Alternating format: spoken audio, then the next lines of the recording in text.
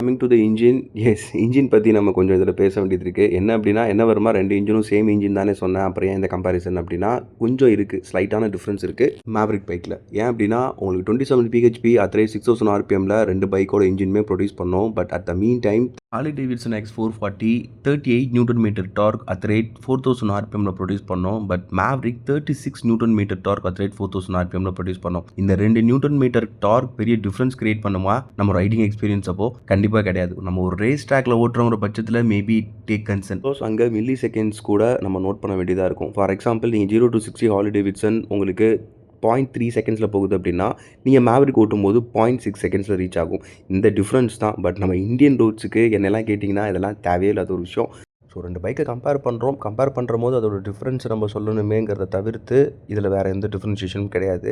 Even mileage கூட இதனால் எந்த பாதிப்பும் வராது. நம்ம கரெக்டாக ஓட்டுறங்கிற பட்சத்தில் 2 பைக்குமே 30+ மைலேஜ் தான் நமக்கு தரப்போகுது.